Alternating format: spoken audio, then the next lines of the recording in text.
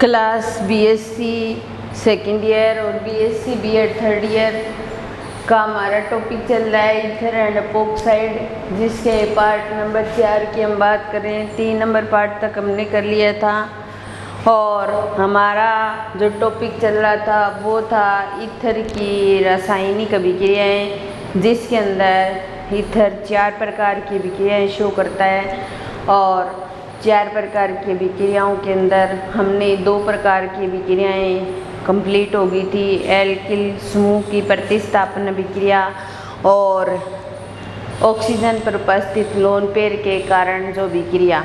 फिर उसके पश्चात अब नेक्स्ट जो रिएक्शन आती है वो है CO बंध विखंडन की अभिक्रिया, जिसके अंदर हमने हाइड्रोजन हैलाइड से अभिक्रिया, जिसके अंदर हमने एक रिएक्शन कर भी ली थी CH2O और CH2CH3 और हाइड्रोजन हैलाइड के साथ में रिएक्शन करवाएं तो ये CH3CH2 और OH में चेंज हो जाएगा और ये CH3CH2X एक तो क्या बन गया एल्कोहल और दूसरा क्या बन गया एल्काइल हैलाइड।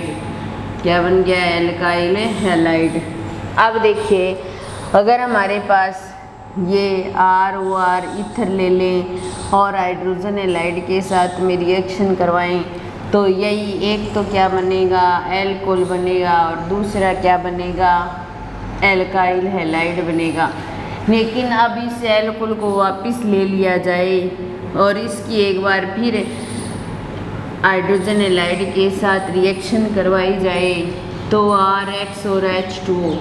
कहने का मतलब ये है कि अगर हम ईथर की एल्काइल हाइड्रोजन हैलाइड के साथ रिएक्शन करवाते हैं तो लास्ट जो प्रोडक्ट बनेगा वो बनेगा एल्काइल हैलाइड। लास्ट जो प्रोडक्ट बनेगा वो क्या बनेगा एल्काइल हैलाइड ही बनेगा।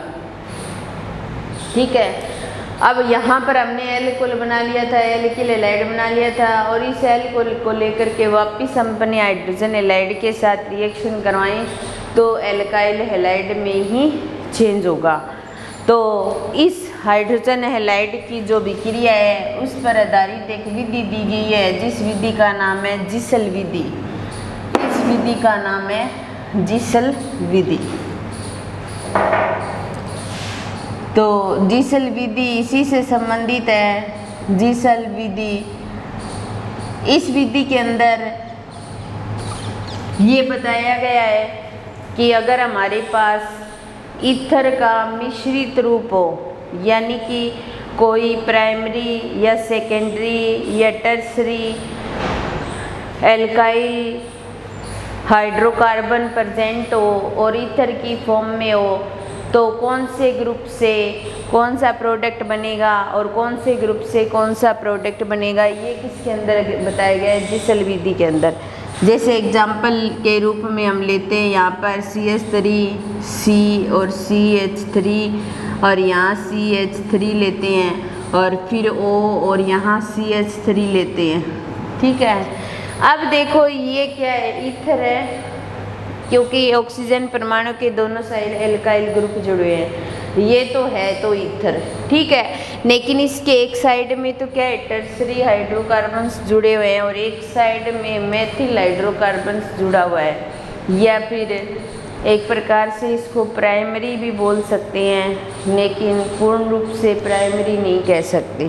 ठीक है ना, तो एक तरफ तो टर्सरी है और एक तरफ मेथिल हाइड्रोकार्बन जुड़ा हुआ है और इसकी रिएक्शन करवाएंगे हम हाइड्रोजन हैलाइड के साथ में, क्योंकि रिएक्शन चल रही है हाइड्रोजन हैलाइड के साथ अभिक्रिया और जिसल विधि के अंदर भी यही बताया हुआ है। अब देखिए, अब ये बॉन्ड टूटेगा या ये बॉन्ड टूटेगा तो इसके अंदर क्या होता है कि जो छोटा हाइड्रोकार्बन है उसके साथ ऑक्सीजन चला जाएगा और ये टूट जाएगा। अगर ऐसी कंडीशन होगी तो टर्सरी हैलाइड बनेगा और मेथेनॉल बनेगा। तो ये देखिए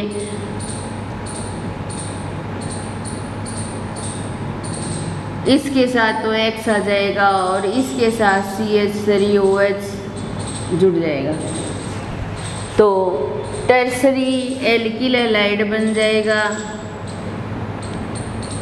और इधर मेथेनॉल बन जाएगा।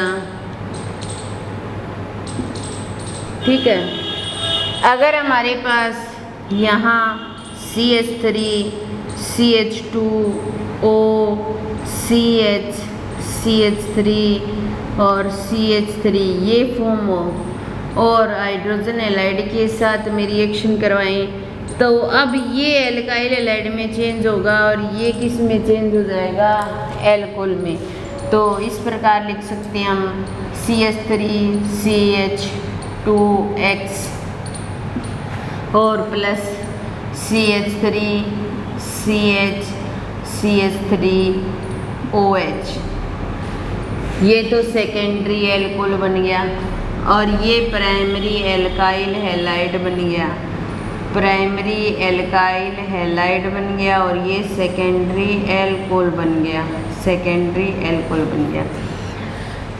तो जिसल विधि के अंदर यही तो बताया हुआ है कि अगर टर्सरी हाइड्रोकार्बन से संबंधित एल्काइल ग्रुप हो और एक मेथिल हाइड्रोकार्बन हो, HX के साथ में भी क्रिया करेंगे तो टर्सरी एल्काइल हैलाइड में चेंज होगा और मेथिल ग्रुप जो है वो उससे मेथेनॉल बनेगा।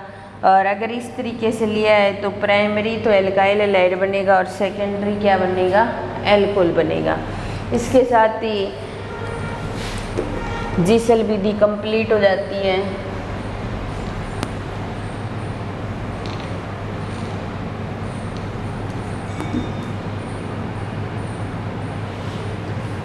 उसके पश्चात CO बंध विखंडन के अंदर 2 नंबर रिएक्शन आती है जल अपघटन। 2 नंबर जो रिएक्शन आती है वो है जल अपघटन। तो ईथर लेंगे और ईथर का जल अपघटन करवाने के लिए डाइल्यूट H2SO4 लेंगे और डाइल्यूट H2SO4 की जब ईथर के साथ रिएक्शन करवाते हैं तो CO बंध विखंडन होता है और CO बंध विखंडन होने से एल्कोहल का निर्माण होता है, एल्कोहल की फॉर्मेशन हो जाएगी। ठीक है, अब देखिए यहाँ पर हमने क्या ले लिया, ईथर ले लिया और ईथर का कि डाइल्यूट H2SO4 के साथ रिएक्शन करवाएंगे, डाइल्यूट H2SO4 के साथ रिएक्शन करवाएंगे तो C और O के बीच का बंध टूटेगा, चाहे आप यहाँ से तोड़ दो इसको चाहे यहाँ से। तो O इसके साथ चला गया तो इसके साथ तो H जुड़ जाएगा और इसके साथ OH जुड़ जाएगा और CH3 CH2OH ये बन जाएगा और 2 मॉलिक्यूल बन जाएंगे और किसका निर्माण हो जाएगा, एल्कोहल का या फिर अपने क्या कह सकते हैं एथेनॉल का, एथेनॉल का निर्माण हो जाएगा। तो जब ईथर का जल अपघटन करवाया जाता है तो डाइल्यूट H2SO4 को काम में लेते हैं और डाइल्यूट H2SO4 की प्रेजेंस में रिएक्शन करवाई जाती है तो ईथर एल्कोहल में चेंज हो जाता है। उसके पश्चात ये हमारी हो गई, फिर उसके पश्चात आता है अपचयन। 3 नंबर रिएक्शन आती है अपचयन। अपचयन जब भी करवाया जाता है तो हमेशा ही 2H के 4H 6H के साथ रिएक्शन करवाई जाती है और जब हाइड्रोजनीकरण करवाते हैं तो H2 2H2 3H2 इस फॉर्म में लेते हैं। तो अपचयन भी 2 प्रकार से होता है। अगर हम Na व NH3 की प्रेजेंस में रिएक्शन करवाएं की उपस्थिति में अगर रिएक्शन करवाते हैं तो अलग प्रोडक्ट बनता है और अगर हम HI व लाल फास्फोरस की प्रेजेंस में रिएक्शन करवाते हैं तो अलग प्रोडक्ट बनता है। तो इसमें जो अपचयन होता है वो 2 प्रकार से होता है।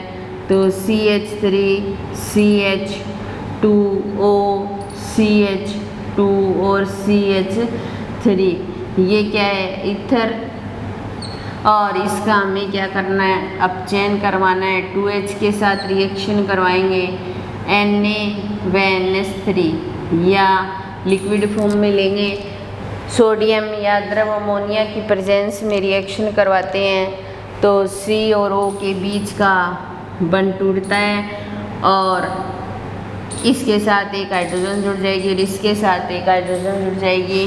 तो यहाँ पे CH3 प्लस CH3 CH2OH, एक तो क्या बन गया एल्केन और दूसरा क्या बन गया एथेनॉल या एल्कोहल बोल सकते हैं। एथेनॉल का दूसरा नाम क्या होता है एल्कोहल होता है, एल्कोहल होता है।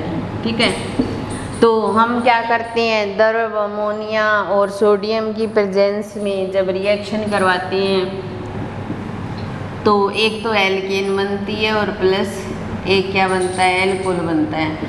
तो जो अपचयन होता है वो दो प्रकार से करवाते हैं, द्रव अमोनिया और सोडियम की प्रेजेंस में जब करवाएंगे तब तो एल्केन और एल्कोहल बनेगा। ठीक है, और जब लाल फास्फोरस की प्रेजेंस में करवाएंगे, लाल फास्फोरस प्लस HI की प्रेजेंस में की उपस्थिति में अगर रिएक्शन करवाते हैं तो सिर्फ क्या प्राप्त होती है हमें एल्केन्स, सिर्फ एल्केन बनेगी। जैसे CH3 CH2O CH2 और CH3, ये क्या है ईथर, और ईथर के अपने रिएक्शन करवाएंगे 4HI के साथ लाल फास्फोरस की उपस्थिति में।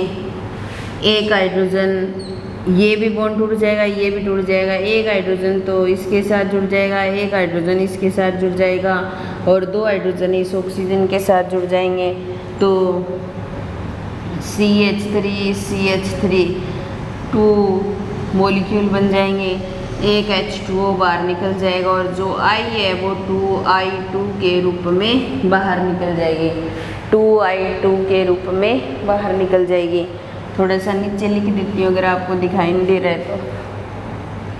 यहाँ पर इसकी प्रेजेंस में रिएक्शन करवाएंगे तो यहाँ पे CH3 इसके 2 मॉलिक्यूल प्राप्त हो जाएंगे और एक H2O का मॉलिक्यूल बाहर निकल जाएगा और 2I2 बन जाएगा।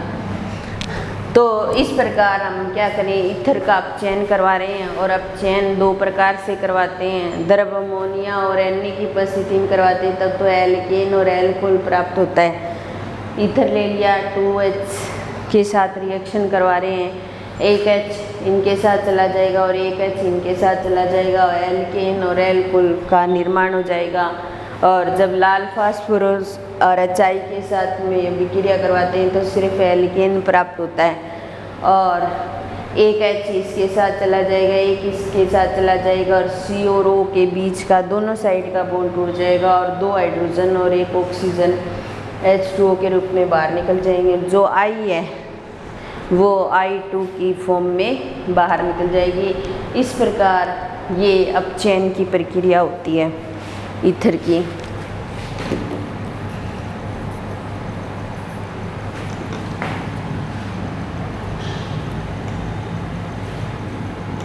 उसके पश्चात नेक्स्ट रिएक्शन आती है CO बंध विखंडन के अंदर ही एसिटिल क्लोराइड के साथ विक्रिया।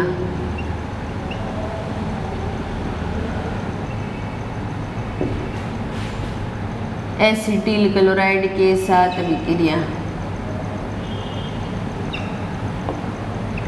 इस रिएक्शन को करवाने के लिए ZnCl2 की प्रेजेंस ली जाती है, जैसे CH3 CH2O CH2 और CH3 और एसिटिल क्लोराइड होता है CH3 C double bond O और Cl, ये होता है एसिटिल क्लोराइड। क्या होता है एसिटिल क्लोराइड और इसको क्या बोला जाता है ईथर। अब देखिए C और O के बीच का बंध तोड़ देते हैं हम, ठीक है, और ये इधर से ये आपस में एक साथ जुड़ जाएंगे और ये आपस में एक साथ जुड़ जाएंगे, तो ये बन जाएगा CH3 CH2O C double bond O और CH3। क्या बन जाएगा? एस्टर। क्या बन जाएगा? एस्टर। एक तो एस्टर बन गया और इसको आपस में जोड़ेंगे तो CH3 CH2 और Cl क्या बन जाएगा? Alkyl halide. क्या बन जाएगा? Alkyl halide. तो अपने क्या करते हैं, जब ईथर की एसिटिल क्लोराइड के साथ रिएक्शन करवाते हैं तो एक तो एल्काइल हैलाइड बनता है और दूसरा क्या बनता है? एस्टर। उसके पश्चात नेक्स्ट जो रिएक्शन आती है वो है एसिटिक एनहाइड्राइड के साथ विक्रिया। नेक्स्ट CO बंध विखंडन की लास्ट रिएक्शन एसिटिक एनहाइड्राइड के साथ विक्रिया। एनहाइड्राइड के साथ विक्रिया। तो यहाँ देखिए CH3 CH2O CH2 और CH3 ये ले लिया ईथर, और एसिटिक एनहाइड्राइड ये होता है CH3CO की ट्वाइस O। इसको खोल कर लिखे अपने, तो ऐसे लिखते हैं CH3 C double bond O और ये O और C डबल बॉन्ड O और CH3। तो यहाँ से बॉन्ड टूट जाएगा, ये तो इसके साथ जुड़ जाएगा और ये इसके साथ जुड़ जाएगा, इसीलिए यहाँ पर CH3 CH2O C double bond O और CH3 बन जाएगा। यही सेम कंडीशन यहाँ है, तो इसलिए 2 मॉलिक्यूल किसके बन जाएंगे? एस्टर के। तो एसिटिक एनहाइड्राइड के साथ जब रिएक्शन करवाते हैं तो हमें सिर्फ एस्टर के 2 मॉलिक्यूल प्राप्त होते हैं, लेकिन एसिटिल क्लोराइड के साथ जब रिएक्शन करवाते हैं तो एक मॉलिक्यूल एस्टर का बनता है और एक मॉलिक्यूल एल्किल हैलाइड का बनता है। तो इसके साथ ही CO बंध विखंडन की विक्रिया कंप्लीट होती हैं। CO बंध विखंडन की विक्रियाएं कंप्लीट होती हैं। उसके पश्चात नेक्स्ट जो रिएक्शन आती है वो है अन्य विक्रिया। अन्य विक्रिया, और जिसके अंदर पहली रिएक्शन आती है निर्जलीकरण। निर्जलीकरण हम क्या कर रहे हैं? ईथर की रासायनिक विक्रिया कर रहे हैं और ईथर की रासायनिक विक्रियाओं के अंदर आता है निर्जलीकरण। निर्जलीकरण का मतलब होता है वाटर के मॉलिक्यूल को बाहर निकालना। निर्जलीकरण का मतलब होता है वाटर के मॉलिक्यूल को बाहर निकालना। तो हमें क्या करना है? ईथर का मॉलिक्यूल लेना है और उसमें से हमें क्या करना है? वाटर का मॉलिक्यूल बाहर करना है।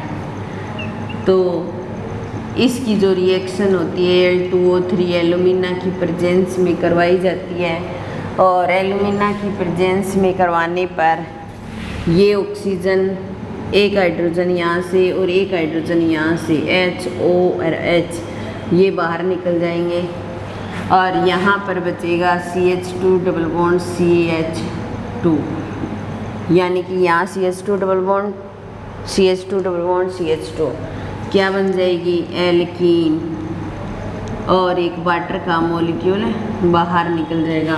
तो इस प्रकार हम जब ईथर का निर्जलीकरण करवाते हैं तो किसका निर्माण होता है? एल्कीन का निर्माण होता है। एल्कीन के 2 मॉलिक्यूल प्राप्त हो जाते हैं जब हम ईथर का निर्जलीकरण करते हैं। Al2O3 की या एल्यूमिना की प्रेजेंस में करवाया जाता है, और जो निर्जलीकरण होता है उसका मतलब होता है वाटर का मॉलिक्यूल बाहर निकालना। फिर है CO के साथ विक्रिया। दूसरी है CO के साथ विक्रिया।